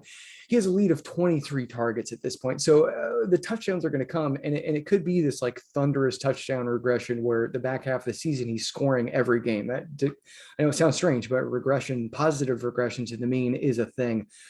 I have Myers ranked as a high floor wide receiver 4, Kendrick Bourne, Nelson Aguilar, volatile wide receiver 5s. Aguilar in a downfield capacity, and Kendrick Bourne as a possession guy, potentially, in scoring position. Gino Smith, he saw 5 targets last week. I know, but then he went and he injured his shoulder. Hunter Henry, though, has scored in 4 straight games. He is the guy you want to start as a fantasy tight end 1 in redraft. Pay no attention to Gino Smith. In terms of the running backs, boy, was I wrong on Ramondre Stevenson. Not only did he not steal the job from Brandon Bolden last week, he was not even active. Brandon Bolden, clear-cut passing game specialist here, and I know like JJ Taylor, he got some run, but they had a 28-point lead in the fourth quarter when he went out there. Damian Harris and Brandon Bolden are the 1-2 running back punch here. The Los Angeles Chargers under Brandon Staley do not prioritize stopping running backs, so their 34.4 run defense efficiency rating is dead last in the NFL. That bodes very well for Damian Harris's outlook. I have him conservatively ranked as a top 15 option, but you could probably squeeze him into the running back 1s. In terms of Brandon Bolden, I think that he can be considered a high floor running back for Los Angeles Chargers. Justin Herbert, elite quarterback 1 on a weekly basis. Don't care who he's playing. Mike Williams was dealing with a knee injury, but they had their bye week last week, and he has registered back-to-back full practice participations on Wednesday and Thursday. Not worried about him at all. He is a locked-in fantasy wide receiver 1. Keenan Allen is a high-floor fantasy wide receiver 2. Notable shakeup in the number 3 wide receiver department. Pre-bye in week 6, Josh Palmer saw a massive jump in snap share. Now, we didn't see a big, jump in targets, and I don't have their rep data in front of me, but the highest snap share that Josh Palmer had seen so far was 25%. In week 6, he racked up 52%. Now, actually, okay, I guess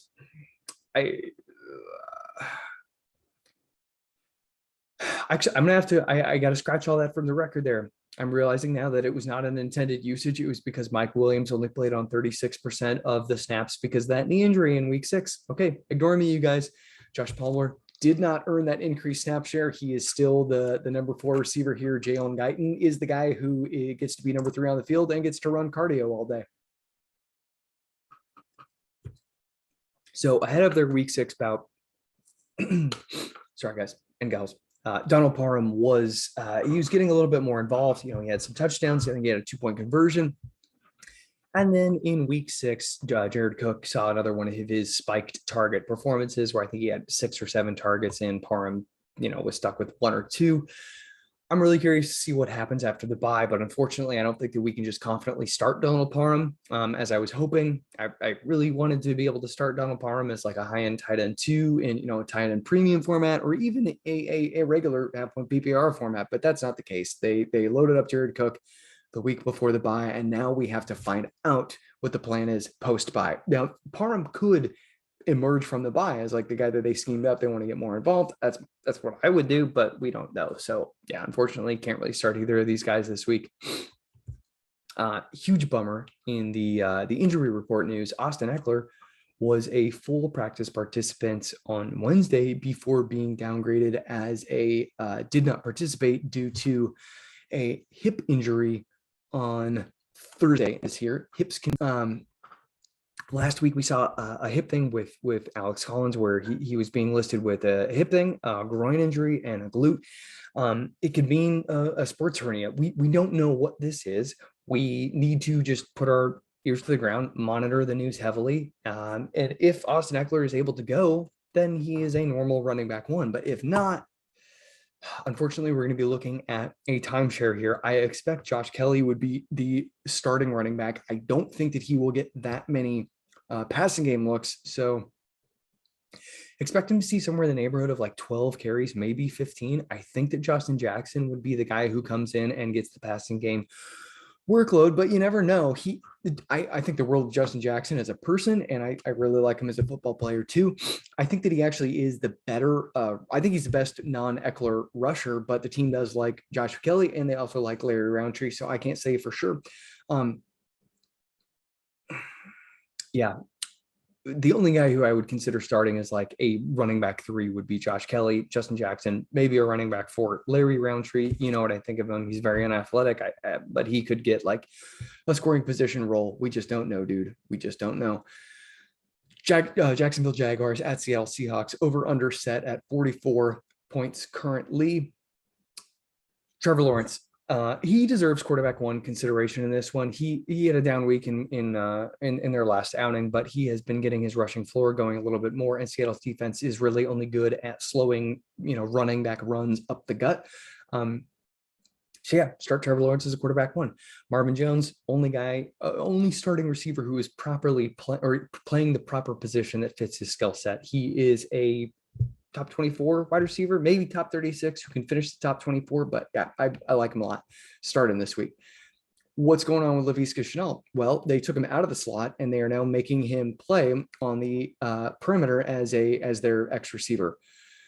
Laviska is a very good football player, and maybe a guy to think about as a comparison is like Anquan Bolden. Now, Anquan Bolden was not going to win any foot races, but he was going to get open and he was going to win, most importantly, jump balls. Now, they've already got Marvin Jones as the jump ball guy, and Urban Meyer is a god-awful coach, and so he needs speed on the field so that he can scheme ball into someone's hands and they can do his work for him. What does that mean? That means that they're taking a converted defensive back, Jamal Agnew, who ran a 4.3 coming out of college, and they put him in the slot.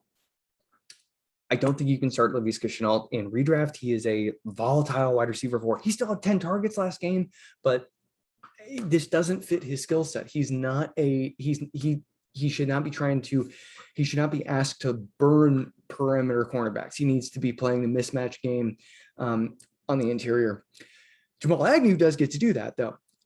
The Seattle Seahawks typically run with Ugo Amadi. We talked about this earlier on. They typically run with Ugo Amadi and Marquise Blair, but Marquise Blair, when they cover the slot, Blair is dealing with an injury, has not been able to practice on Wednesday or Thursday. So it's going to be Ugo Amadi going one-on-one with Agnew. And I think Agnew has a very good chance of just beating him in a foot race to the end zone. I don't think you necessarily start him as that, but I think that he is a high floor wide receiver 4 with touchdown upside. Dan Arnold, he is a top 15 tight end in fantasy football. In terms of the backfield, James Robinson is now a do-it-all bell cow. I don't think that Carlos Hyde, you can bench stash him, but he'd just be like a volume play if he does end up missing any kind of time. I don't expect him to. I expect him to run roughshod over the Seattle Seahawks this week. So James Robinson, you can go ahead and start him as a running back one, Hyde as a bench stash. On the Seattle Seahawks side of things, Gino Smith, this is a good matchup. He could get it done. I mean, he could get it done just by DK Metcalf ripping off 2 long ones, but I don't think that you can start him as anything more than like a borderline quarterback 2/3. Maybe you could rank him as like quarterback, I don't know, 20. It'd be really tough though. DK Metcalf, talent-based wide receiver 2. He had 1 target through like the first half last week, which of course he took for a long touchdown. He could do it again this week, and he'll probably manage to find the end zone, but he's not the wide receiver 1 you drafted him as. Also, the Seattle Seahawks, Pete Carroll has completely put his talons into this, and they're running the fewest offensive plays per game on a weekly basis. So Metcalf's opportunities are also limited. What's going on with Tyler Lockett and Freddie Swain? Well, Tyler Lockett is no longer the primary slot receiver for the Seattle Seahawks. Freddie Swain is. Lockett is mixing inside, but he's not the primary guy.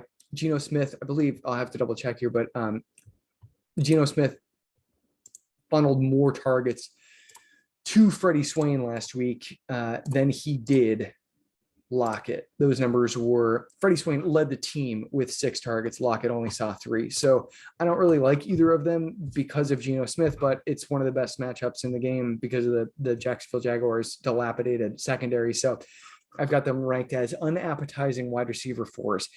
Tight end Gerald Everett did not see a gaudy target total last week, 3 targets, did see a carry, which he took for, I think, 12 yards. Will Dissly did not see any work, though, and the Jacksonville Jaguars are giving up 15.6 half-point PPR points to opposing tight ends, 3rd most in the NFL. I think Gerald Everett is on the tight end 1 streaming radar. As far as the backfield goes, Alex Collins clearly dealing with his groin injury. He limped his way to 2.2 yards per carry. 2.2 yards per carry. He carried the ball 16 times, did not find the end zone. It was extremely ugly. All of these running backs are bad.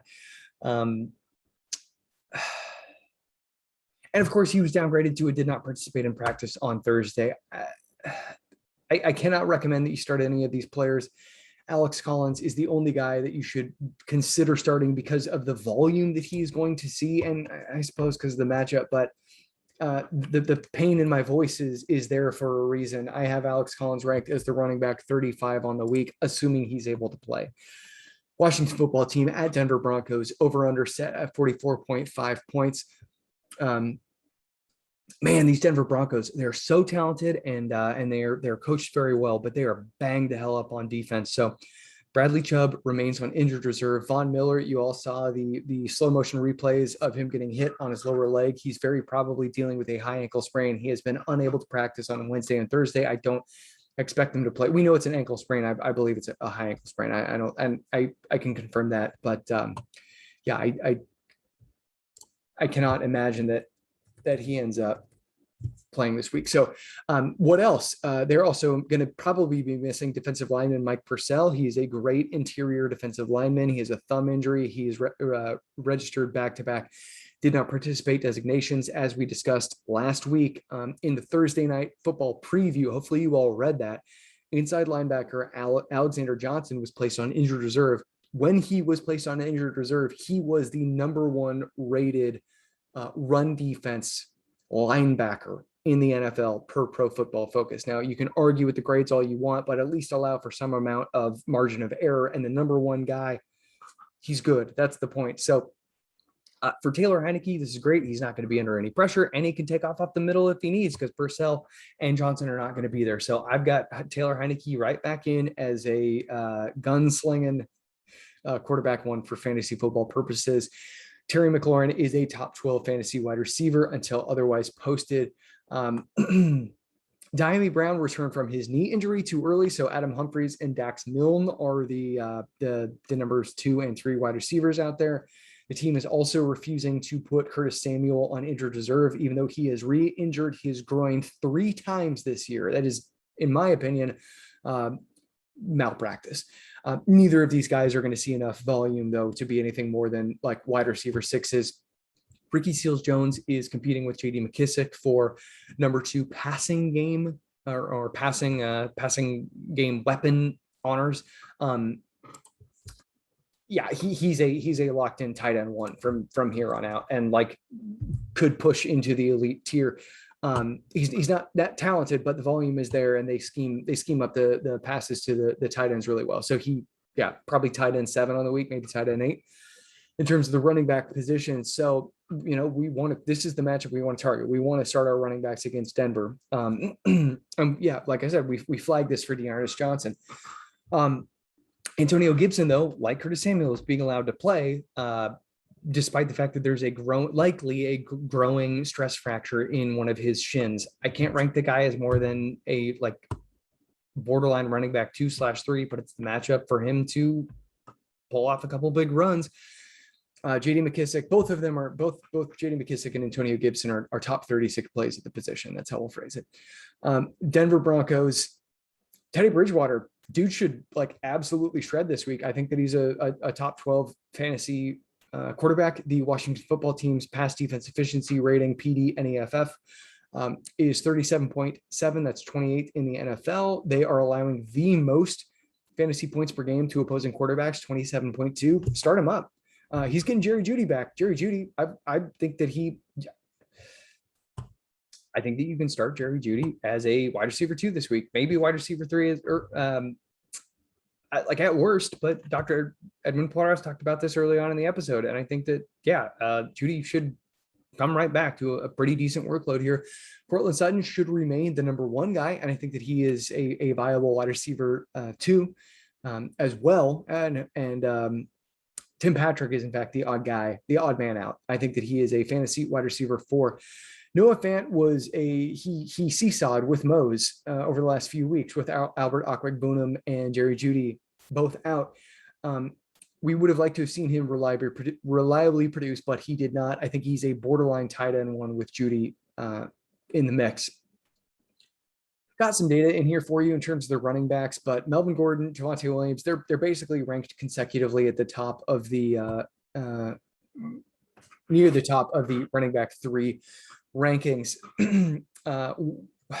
Their usage just continues to fluctuate here and there. What most notably or most interestingly, they've begun to fluctuate in their pass blocking duties, which Javonte Williams was being asked to pass block a little bit more. And I know that doesn't, mean a ton for fantasy purposes, but it does mean that these guys are out there in passing game situations and that the coaching staff is trusting them. But past the blocking duties have kind of swung back towards Melvin Gordon. They both scored via the passing game last week. They're not seeing a ton of work individually, but they'll both go out there and see between 10 and 15 touches. And the Washington football defensive front is evidently one that we should not fear. Tampa Bay Buccaneers at New Orleans Saints, over under at 50 points right now on Thursday night.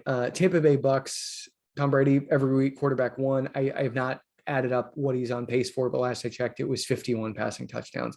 Good call, Matt Waldman.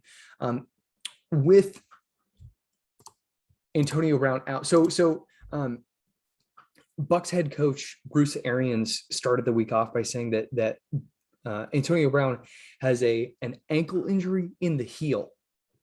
Now, my first thought, and we talked about this actually earlier with Edwin, so I'm not gonna bother breaking this down too much again. But from a friend of the show, we'll say Hayden Winks, expected half-point PPR points per game with Antonio Brown and without. So with Antonio Brown, Mike Evans expected to score 11.9. This is on through 2021.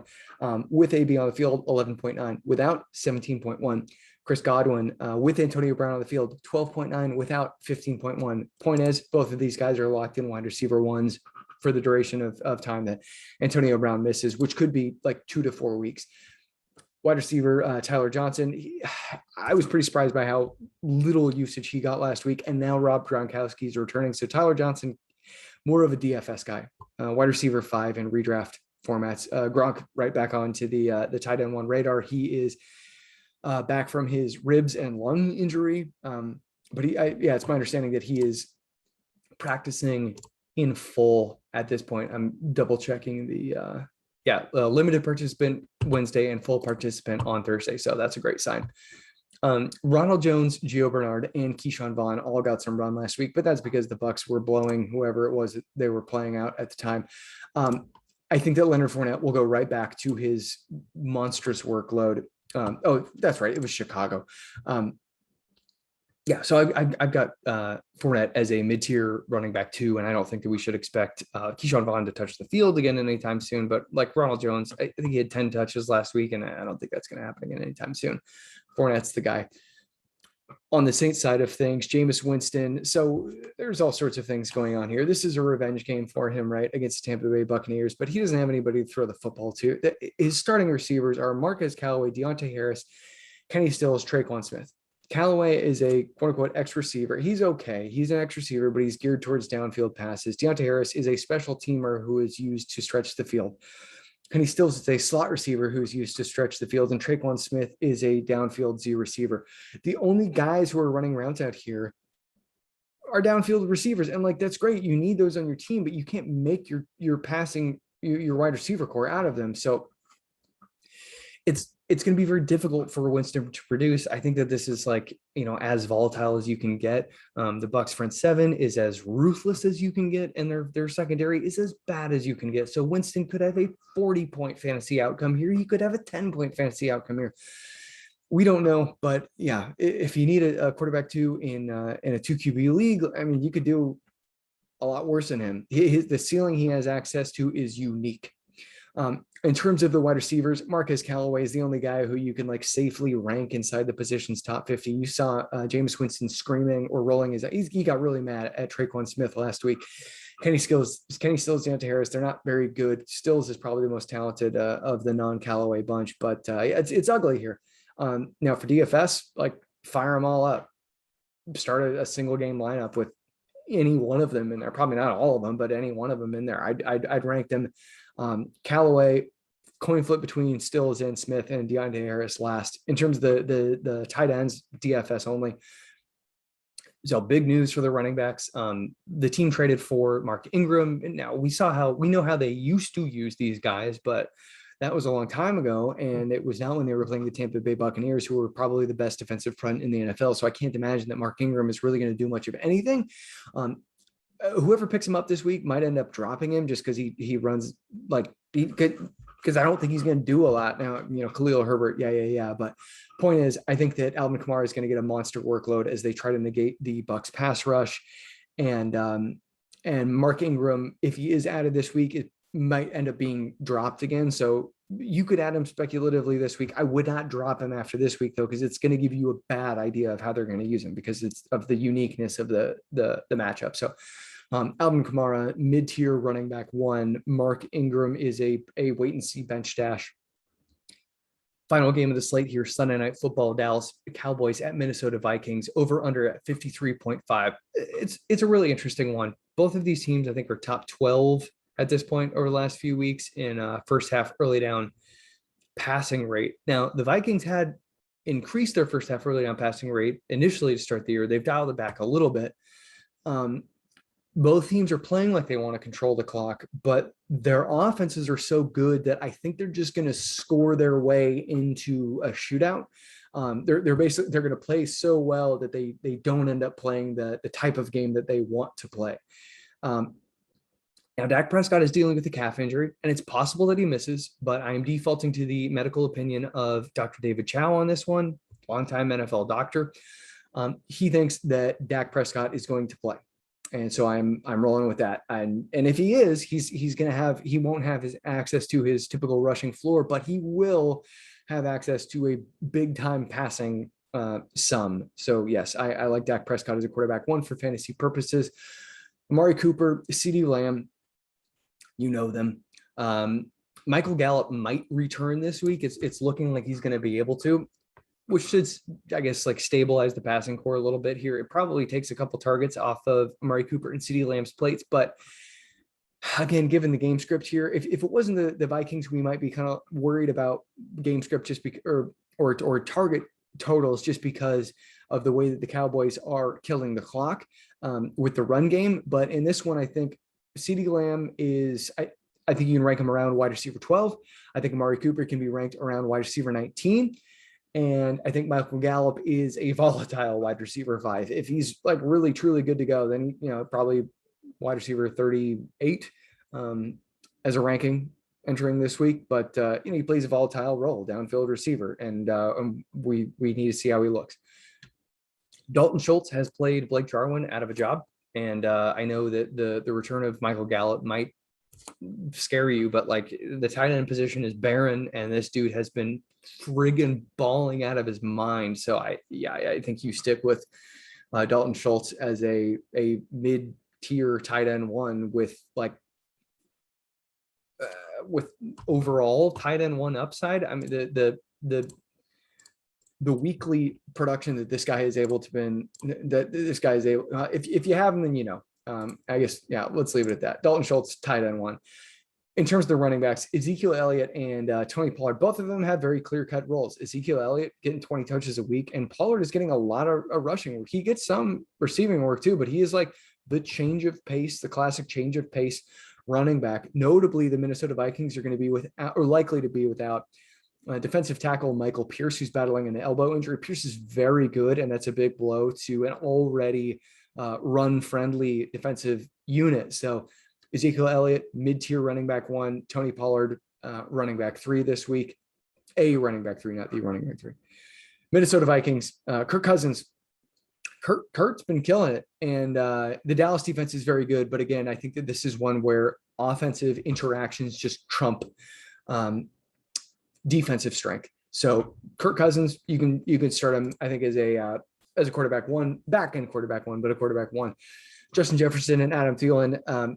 If you have one of them on your roster, you're probably concerned about Trevon Diggs, but the Dallas Cowboys are concerned about Justin Jefferson and Adam Thielen, which means they're going to be having Trevon Diggs alternate between covering both of them. And you bet your butt that Kirk Cousins is going to be targeting the hell out of them when they're covered by Diggs, but definitely when they're not being covered by Diggs. So I've got Justin Jefferson as I've got them both on the high-end wide receiver 1, low-end wide receiver 1, high-end wide receiver 2 spectrum, with Jefferson a little bit ahead of Adam Thielen.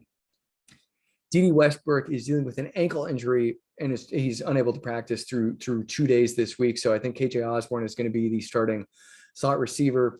He's going to go up against Dallas slot cornerback Jordan Lewis, who is, in a word, bad.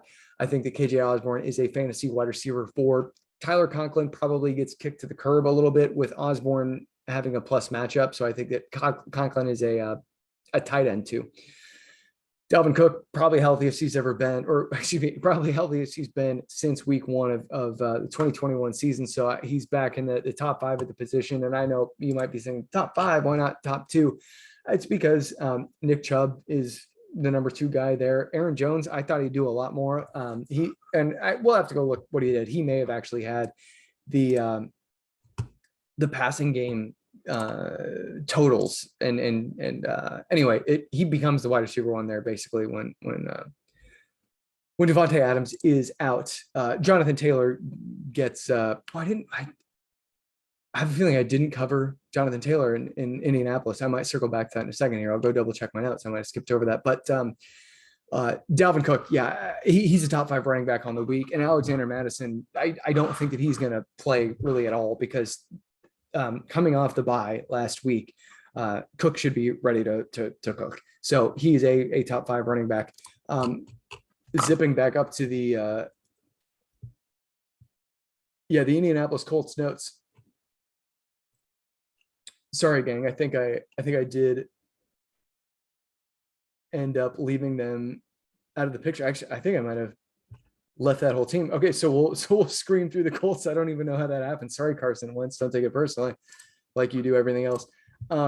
So Wentz has actually been playing really well over the last couple of weeks, and I think that he belongs on the streaming radar. I don't think that he has access to a high-end quarterback 1 day per se, but the matchup against the Tennessee Titans is kind of as good as it gets. So if you're in need of a streaming option this week, I think that Wentz should firmly be on your radar. The Tennessee Titans are allowing 21 fantasy points per game. It's around top 7 in the NFL. But what we know and love them for is what they allow to opposing wide receivers, which at this point, I'm just double checking the margin here because it continues to grow.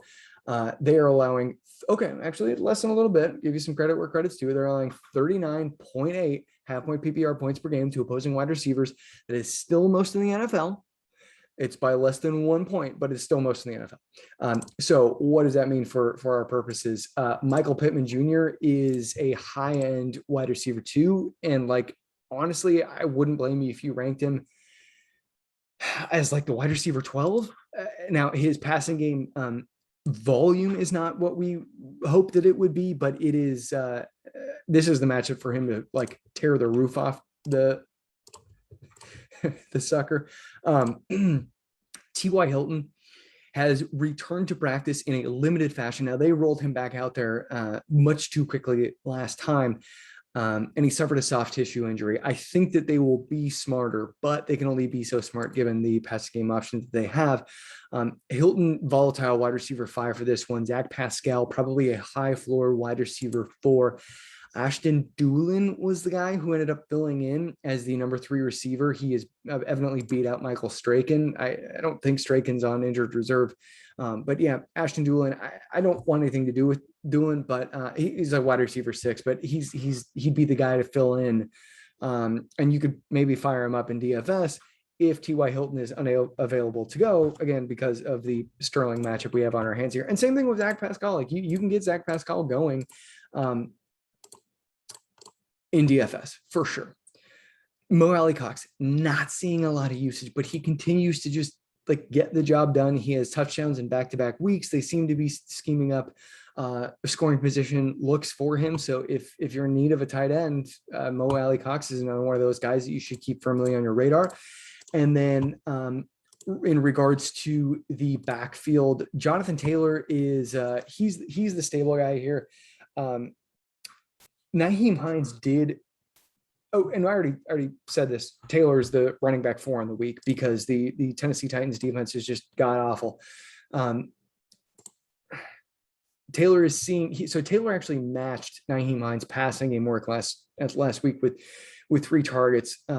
What's going on in the backfield is that the Colts are trying to showcase Marlon Mack ahead of the trade deadline, but Mack. I'm not saying this hyperbolically. Mack is having a difficult time averaging 2.0 yards per carry. His Achilles injury is tragic, but this is what happens to running backs who suffer this injury. You can't come back from this. It's not possible. Last 2 weeks, 5 carries for 12 yards, 3 carries for 4.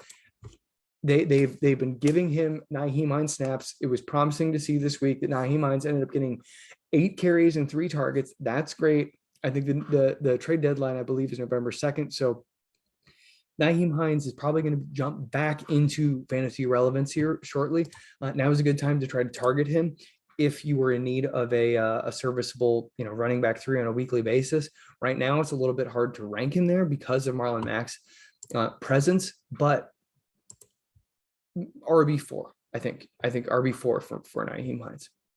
Okay, all right. Sorry about that last second silliness there, you guys, but I appreciate you bearing with me. I hope everybody enjoyed my conversation. I'm loving these medical conversations. Dr. Adam Hutchison last week, Dr. Edwin Porras this week. This was an absolute blast. Got another guest trying to tee up for next week. I'm very excited about that one. Anyway, thanks y'all. Appreciate you listening.